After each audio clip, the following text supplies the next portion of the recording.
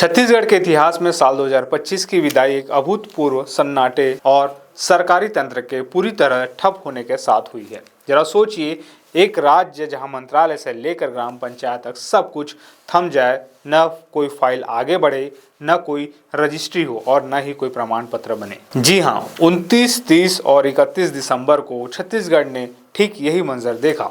राज्य के करीब 4.5 लाख सरकारी कर्मचारी और अधिकारी हड़ताल पर चले गए और नारा गूंजा, कलम बंद काम बंद। आज के इस विशेष विश्लेषण में हम आपको बताएंगे कि आखिर क्यों छत्तीसगढ़ का पूरा प्रशासनिक अमला सड़कों पर उतर आया। इस 3 दिवसीय हड़ताल से सरकारी खजाने को कितने करोड़ों का नुकसान हुआ और आम जनता को किन किन मुसीबतों का सामना करना पड़ा। नमस्कार, मैं हूं चंद्रशेखर और आप देख रहे हैं नवप्रदेश टीवी। सबसे पहले बात करते हैं इस आंदोलन की जड़ की। छत्तीसगढ़ कर्मचारी अधिकारी फेडरेशन के बैनर तले प्रदेश के 54 से अधिक विभागों के नियमित, अनियमित और संविदा कर्मचारियों ने यह मोर्चा खोला।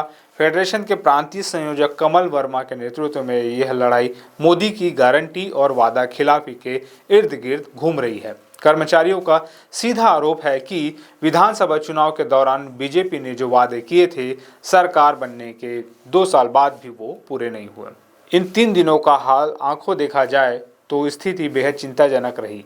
29 दिसंबर यानी हड़ताल के पहले दिन ही मंत्रालय, जिसे हम महानदी भवन कहते हैं, और विभागाध्यक्ष भवन यानी इंद्रावती भवन में सन्नाटा पसर गया। जिला कलेक्ट्रेट हो या तहसील कार्यालय, हर जगह कुर्सियां खाली थी। राजधानी रायपुर के तूता धरना स्थल पर हजारों की भीड़ अपनी एकता का प्रदर्शन कर रही थी। लेकिन इसका असली खामियाजा भुगता आम जनता ने।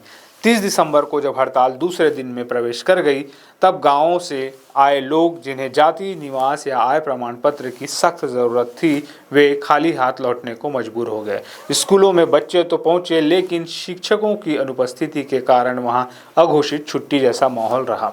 अब बात करते हैं उस नुकसान की, जिसकी भरपाई आसान नहीं है। हमारे पास मौजूद आंकड़ों और मीडिया रिपोर्ट्स का विश्लेषण करें तो सरकारी खजाने को सबसे बड़ी चोट पंजीयन विभाग यानी रजिस्ट्री ऑफिस के बंद होने से लगी है।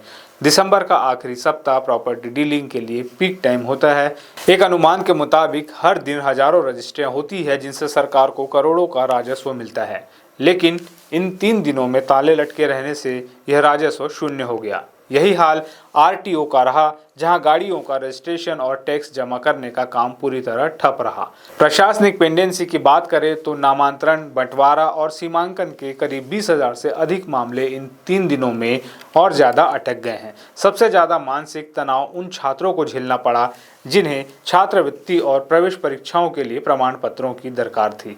वीडियो में हम आपको आगे बताएंगे कि आखिर ये कर्मचारी चाहते क्या हैं, एक छोटे से ब्रेक के बाद। क्या आपकी महंगी एलईडी टीवी के डिस्प्ले में लाइनिंग आ रही है या आधा डिस्प्ले दिख रहा है?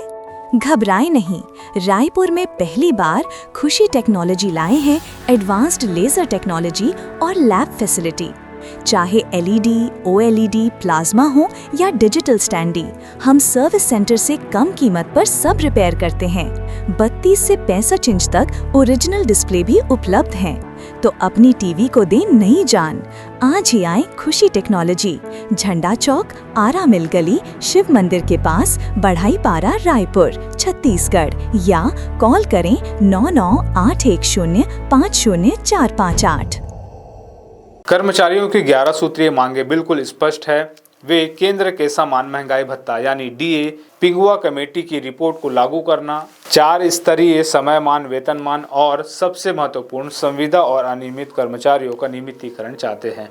साथ ही पुरानी पेंशन योजना में विसंगति दूर करने और रिटायरमेंट की उम्र 62 से 65 वर्ष करने की मांग भी प्रमुखता से उठाई गई है। सरकार के रुख की बात करें तो इन 3 दिनों में सरकार और फेडरेशन के बीच कोई सकारात्मक संवाद नहीं हो पाया है। प्रशासनिक गलियारों में नो वर्क नो पे यानी काम नहीं तो वेतन नहीं के सिद्धांत को लागू करने की चर्चा गर्म रही। कई जिलों में कलेक्टरों ने सख्ती दिखाते हुए छुट्टियां रद्द की, लेकिन कर्मचारियों के हौसले पस्त नहीं हुए।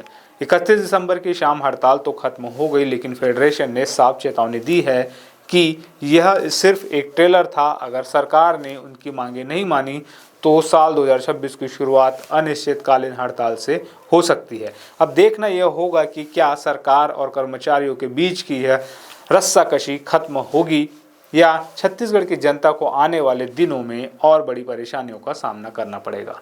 इस खबर पर आपकी क्या राय है, हमें कमेंट करके ज़रूर बताएं। अगर आपको यह रिपोर्ट पसंद आई हो तो वीडियो को लाइक करें, चैनल को सब्सक्राइब करना ना भूलें।